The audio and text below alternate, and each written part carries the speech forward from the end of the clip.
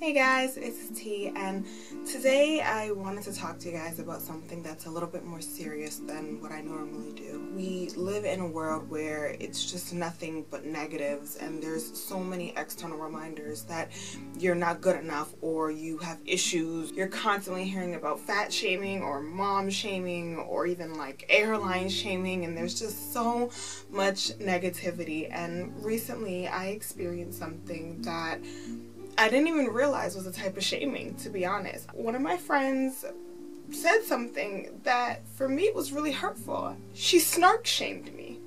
My friend told me that my best quality was that I was shady, but she thought that it was an okay thing to say. And worst of all is that I knew that it wasn't true, and I put it on Instagram and I did one of those little polls, and Instagram agreed that I'm shady.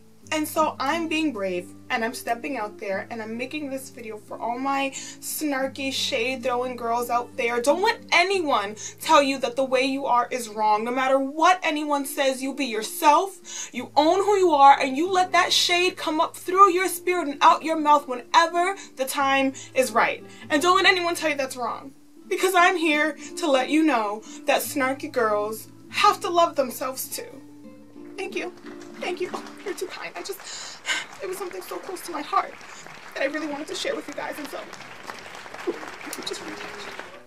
But for real, guys, I got called shady a few weeks ago by one of my homegirls, and it caught me off guard because, look, I have a lot of great qualities. I'm loving, I'm caring, I'm giving. I know that some of my flaws are that my mouth works like that. Like, you say something to me, I got something right back to say to you. Nonetheless, I don't think I've ever really been called shady to my face, mainly because the things I say, I will say directly to you, I will say it to your mama, I'll say it to your cousin. Whatever I feel, if I feel strongly enough to say it in a public setting, then I'm going to publicly being okay with saying it to you. And honestly, anybody who really knows me knows that when I actually don't like people, I don't say their names. Like, when you truly do something to me, like, I won't speak your name. Like, maybe in like my inner circle of friends, but once I am done with you, she's done with you. Like, you don't exist to me. So being called shady, like, kind of threw me off, because when you watch TV, the shady girls are always the mean girls. They're the ones who just like dig at people and go after people and always want to, like, I don't know, bring people down. And that's not how I view myself, because that's not what I do. Like, honestly,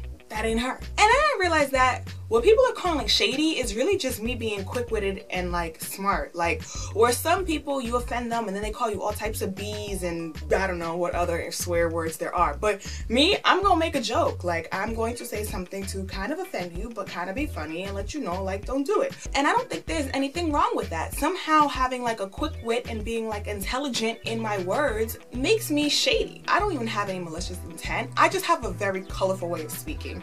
If you ask me how my day was, I'm very rarely gonna say good or bad. I'm gonna say something probably really colorful and dramatic. That's just who I am. When I talk about gaining weight, I very rarely say, yes, I gained X amount of pounds. No, I say I'm shaped like a polygon, I'm shaped like a lumpkin, I'm shaped like a potato, I look like a sideways watermelon. I say that I'm badly built or that I got a Chrysler body, you know, just all types of more interesting ways to say that. I do it to myself, and therefore I will do it to others. If someone doesn't like me and says something offensive, I'm gonna say, I'm sorry that old girl with a lopsided wig don't like me. I'm sorry she has a European straight weave and a 4C leave out. What does she want me to do about that? Or maybe I might say something about the fact that her lips are a little crusty, so perhaps she should focus her energy on getting some really good lubricating lip gloss instead of being upset with me, because I am not Carmex, baby girl. I did not do you wrong.